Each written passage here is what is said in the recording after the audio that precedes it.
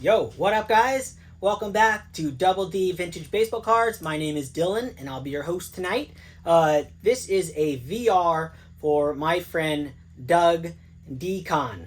I will put his. I'll make sure in the description you can click on his link and check out his page. He's doing a giveaway, and it's an epic giveaway.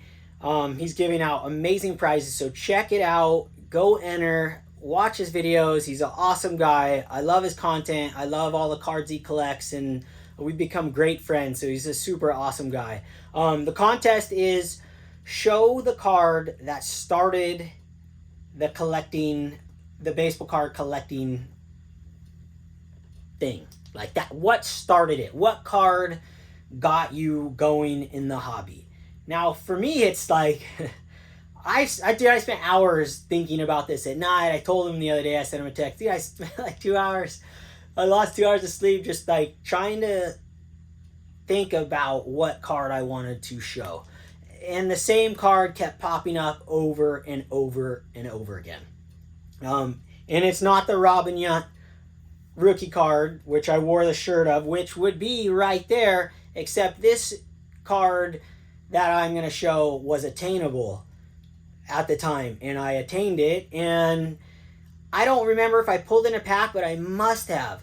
But I knew it was worth $8 at the time, and back then price guides were everything. I'm a price guide kid. That's why I probably am so obsessed with like knowing about how much everything's worth. And I mean, I could like point a card out and just like know what it's worth, right? I've always been that way my whole life. I used to memorize those Beckett's, and they weren't even Beckett's back then. They were like collector's guides. I have them, but in the meantime. So before I bring out that card, I'm going to show you guys some other cards that could have started my card collecting bug.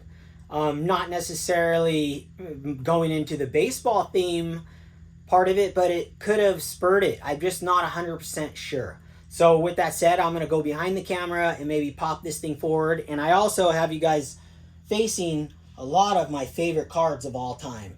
The stuff I grew up with. So this guy right here, this Nolan Ryan autographed ball and card have been in my bedroom since I was, what year is that card? 1991. It came with a different card, but it's the same year.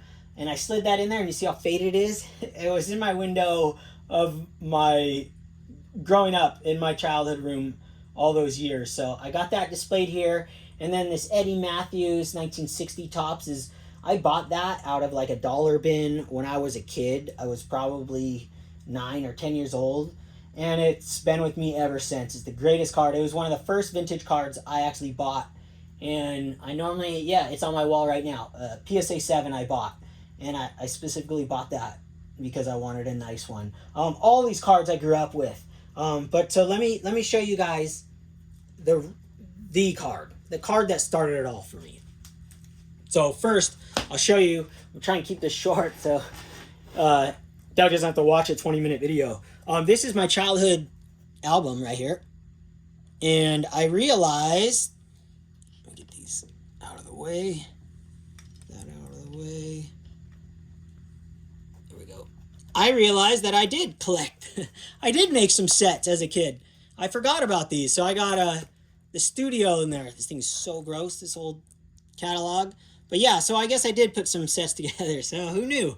But yeah, so that's my album as a kid. I have that displayed on the wall. Things travel over the ocean. It's really gross, so I just tossed it on the wall when I got over here. These cards right here, I've showed these off before. These are some of my all-time cards right here. You could go to Granger.com. Oh, hold on, I gotta pause this. Get the job done. I got a live feed going in the background. Solutions for every industry. When inspiration strikes, say yes. Okay, I turned it off. Sorry, guys. My cat cards. Woo! You guys have seen a couple of these before.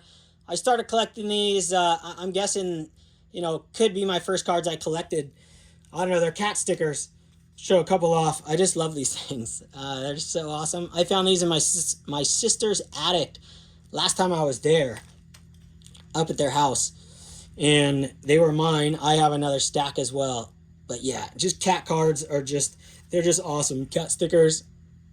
So this started off the bug, of course. And then you get into the baseball, And I know you guys probably remember these. Sports Flicks. I bought this, like 4 years ago, like $1. I actually do not like Sport Flicks cards, but I always loved the packs. So I was super stoked to get that. And that was part of my childhood right there, 1988. So you guys all remember these. These are some of the vintage cards I had as a kid. I haven't put these in my collection because I have a huge box of just stuff that I've had in folders forever. Carlton Fisk. And then you guys know I used to make cards all the time. Used to cut heads off and glue them on there. That was part of my childhood right there. Oh, this is a good one right here. That's a sick one. All right, so with all that, this card right here, growing up, this was it. I mean, this was the hot player. And knowing what I know now, realizing that he had an MVP season in 1988, I can see why I was going after. But this exact card here, I had this card in my album when I was a kid, in one of those photo albums. Before there was like card pages, and I had it in a photo album, or at least before I had them, and it had those sticky backs on there. So this isn't the exact card because the other one's pretty tore up, but it was just amazing. So this card right here, this started it all. Jose Canseco, Eric Plunk. This card was everything to me back then. And then, all the Jose Canseco rookies I could get my hands on. And obviously I had a favorite player at the time, like the Angels player, Wally Joyner.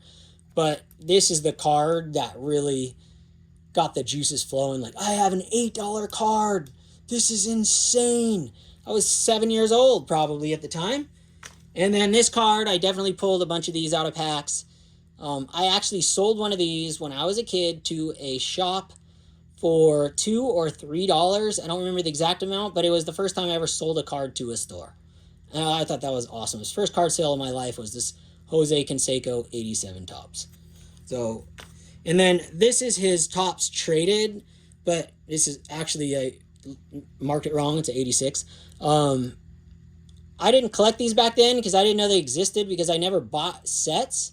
So I don't collect any of the traded stuff, like the Cal Ripken traded. I don't even own the card. I do love the backs on the traded stuff. But as a kid, I didn't know about this card just because I didn't collect the sets. I just bought packs. So yeah, that's it. That's I'll keep it nice and short and simple. That Jose Canseco, man, that was it for me. So this beats out your Matting League. Sorry, Doug, but this is the King Koopa right there when we were kids. I don't know about that Don Matting League. That's pretty sick, but this thing crushes it. Sorry. Oh, man, look at that. It's like vintage now, this thing. So, yeah, that's it. Go check out Doug's channel, Doug Decon, and thank you guys for tuning in. Double Shaka, and I'll be back with a normal episode soon. Okay, later.